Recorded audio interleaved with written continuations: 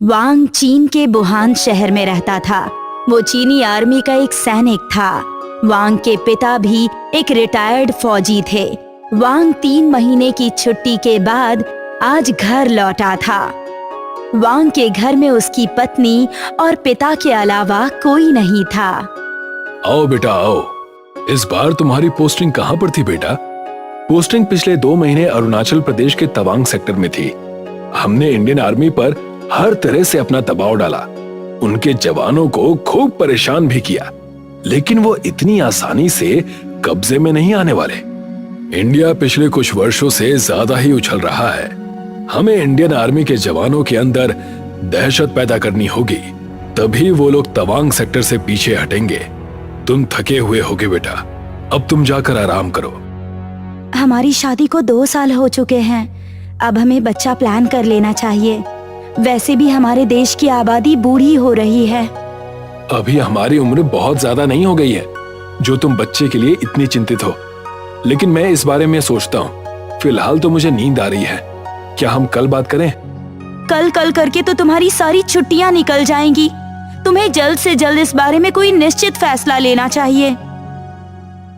कुछ देर बाद वांग सो गया। उसकी पत्नी किन को नींद नहीं आ रही थी। वो टॉयलेट जाने के लिए उठी। उसने अपनी चप्पलें ढूंढी, लेकिन चप्पलें बेडरूम में नहीं थी। लगता है चप्पलें लॉन में ही रह गईं।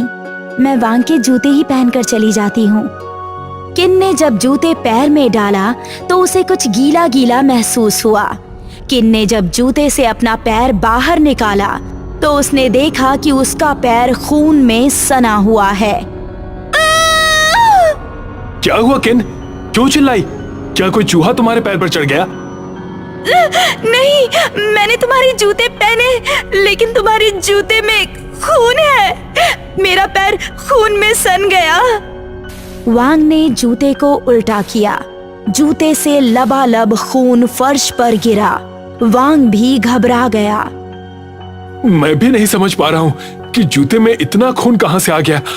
वांग जूते धोने के लिए बाथरूम में गया। वांग ने जब टंकी चलाई तो उसमें से भी खून की धार निकल पड़ी। ये क्या हो रहा है? क्या ऊपर टैंक में भी खून भरा हुआ है? वांग छत पर टैंक को चेक करने के लिए जा रहा था। तभी उसे किन की चीख सुनाई दी।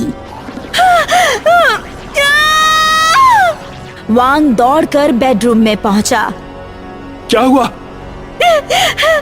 तुम्हारी वर्दी अभी इंसानों की तरह चल रही थी। वो देखो, जमीन पर पड़ी हुई है। वर्दी खड़ी हो गई और हवा में उड़ने लगी। वांग ने वर्दी को पकड़कर अलमारी के अंदर डाला और अलमारी को लॉक कर दिया। आज हम लॉन में सो जाते हैं। अगले दिन वांग और किन चर्च गए और उन्होंने काफी देर वहां प्रार्थना की। वांग और किन जब घर पहुंचे तो उन्होंने देखा कि उनके पापा टीवी देख रहे हैं।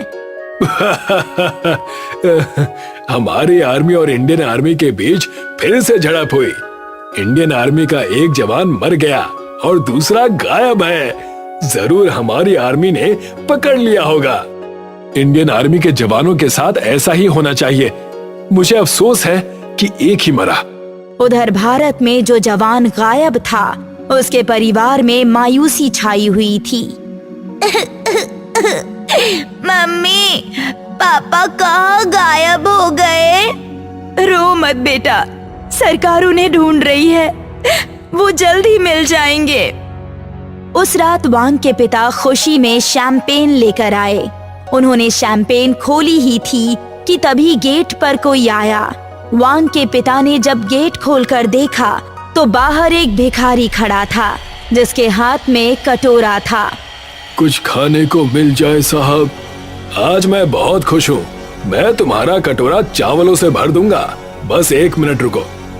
वांग के पिता अंदर चावल लेने चले गए। कौन है पापा? एक भिखारी है। शक्ल से तो इंडियन ही लग रहा है। वांग के पिता जब बाहर आए तो उनकी आंखें थर्रा गईं।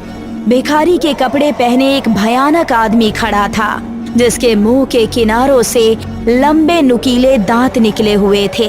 उसके कटोरे में हड्डियां भरी हुई थी। भूत ने वांग के पिता का मुंह पकड़ा और उसके गले में कटोरे की हड्डियां डाल दी, जो गले में अटक गई और वांग के पिता की आवाज चली गई। वांग पिता के कमरे में शैंपेन पीने पहुंचा। उसने देखा कि शैंपेन की बोतल खुली रखी है, लेकिन पिता कहीं नजर नहीं आ रहे। पापा तो भिखारी को चावल देने गए थे। वांग जब बाहर पहुंचा तो उसे अपने पिता बेहोश मिले। जिसने भी मेरे पिता का ये हाल किया है, मैं उससे बदला लेकर रहूंगा। वांग ने सीसीटीवी कैमरे की फुटेज देखी। उसे भूत का चेहरा कुछ जाना पहचाना लगा। वांग अपने एक दोस्त से मिलने गया, जो उसके साथ ही घर लौटा था। हाय जाओ, कैसे हो? परसों की न्यूज़ देखकर मन कुछ खुश हुआ, लेकिन मेरे घर में भूत प्रेत से संबंधित कुछ घटनाएं हो रही हैं, इसीलिए मैं परेशान हूँ। मेरे घर में भी ऐसा ही हो रहा है, इसीलिए मैं तुमसे मिलने आया हूँ। किसी भूत ने मेरे पिता की आवाज छीन ली। वांग ने जाओ को सब कुछ बताया कि उसके पिता के साथ क्या हुआ। तुम्हारे पिता के साथ जो हुआ, उसने तो मुझे और भी डरा दिया है। मुझे भी अपने परिवार की चिंता हो रही है। हमें कुछ दिन साथ साथ रहना चाहिए। या तो तुम अपने परिवार के साथ मेरे घर आ जाओ, या मैं तुम्हारे घर आ जाता हूँ। मेरा घर बड़ा है, तुम अपनी वाइफ को मेरे घर पर ही लेकर आ जाओ। जाओ और वांग का परिवार साथ साथ रहने लगा। अच्छा हुआ तुम यहाँ आ गई। इतने बड़े घर में हम 2 लोग ही रहते हैं। हमें बहुत अकेलापन महसूस होता है। चलो, मैं तुम्हें अपना घर घुमाती हूँ। सबसे पहले तुम हमारे विशाल पेंडुलम क्लॉक को देखो, वो बहुत पुरानी है। लियो और किन जब पेंडुलम क्लॉक के पास गए तो उन्होंने देखा कि घड़ी में पेंडुलम की जगह उल्टा भूत लटक रहा है। दोनों चीख पड़े। वांग और जाओ जब तक दौड़कर वहां पहुंचे, भूत गायब हो गया। घड़ी में पेंडुलम की जगह उल्टा भूत लटक रहा था। तुम दोनों हमारे साथ ही रहो, ऐसे अलग होकर मत घूमो। चलो साथ में कोई मूवी देखते हैं। चारों लोग एक साथ बैठकर मूवी देखने लगे।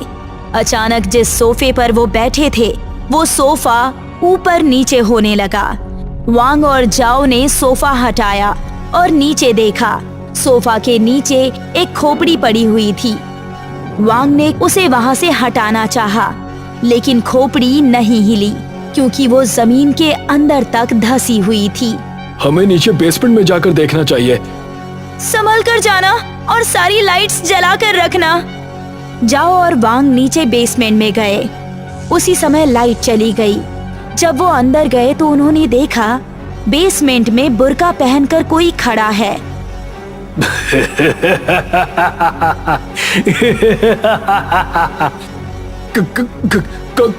कौन हो तुम? बुर्का सिर्फ हंसे जा रहा था, कुछ बोल नहीं रहा था। वांग ने पास ही रखी एक कुल्हाड़ी उठा ली। आज इसे काट ही डालते हैं। मुझे काटने से पहले जरा मेरा चेहरा तो देख ले, तुझे कुछ याद आ जाएगा।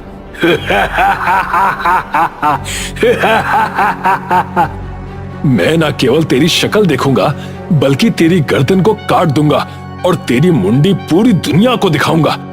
इसकी बातों में मत आओ वांग, हमें इससे दूर ही रहना चाहिए। तुम घबराओ मत जाओ, जरूर इसी ने मेरे पापा की आवाज छीनी होगी। मैं इसे जिंदा नहीं छोड़ूंगा। वांग ने पास जाकर बुर्का हटाया। अंदर वही भयानक भूत था जो उसने सीसीटीवी कैमरे की फुटेज में देखा था। मैंने ही तेरे पिता को सबक सिखाया, क्योंकि वो इंडियन आर्मी के जवान के शहीद होने की खुशी में पागल हो गया था। मेरा ये भयानक चेहरा तुम्हारी ही देन है। दुनिया मेरी नहीं, तेरी कटी हुई मुंडी देखेगी। वांग ने भूत को कुल्हाड़ी से मारना चाहा, लेकिन भूत ने वांग का हाथ पकड़ लिया और कुल्हाड़ी छीनकर वांग की गर्दन काट डाली। अगले दिन वांग की मुंडी और शरीर के फोटोज अखबारों में छपे। जाओ ने पुलिस से हेल्प मांगी। कोई आदमी होता तो मैं उससे लड़ भी लेता, लेकिन ये भूत वगैरह का सामना मैं कैसे करूं? मेरे परिवार को खतरा है। आपके परिवार को पुलिस फोर्स के साथ साथ कुत्ते और तांत्रिक भी दिए जाएंगे। पुलिस, कुत्ते और तांत्रिक तीनों मिलकर आपके परिवार की सुरक्षा करेंगे। पुलिस ने तांत्रिक और कुत्तों को जाओ के परिवार की सुरक्षा में लगा दिया। कुछ दिनों तक कोई घटना नहीं हुई। पुलिस वाले भी खड़े खड़े बोर हो गए। यहाँ कोई भूत बंडिया नहीं है, होता तो दिखाई तो देता। मुझे तो लग रहा है कि किसी आदमी ने ही बुर्का पहनकर वोंग को मारा होगा। मैं तो आज रात जागने वाला नहीं। अगर कुछ होगा तो कुत्ता भौंक कर जगा देगा। पुलिस वाले सो गए। रात 2 बजे एक पुलिस वाला पानी पीने के लिए उठा। उसने देखा किसी ने कुत्ते को पेड़ पर उसकी पूंछ के द्वारा टहनी से बांधकर लटका दिया है। पुलिस वाले ने बाकी लोगों को बुलाया। खून से जमीन पर लिखा हुआ था, इंडियन आर्मी जिंदाबाद। वो कौन है जिसने वांग के पिता की आवाज छीनी और वांग को मारा? जानिए आगे के एपिसोड में।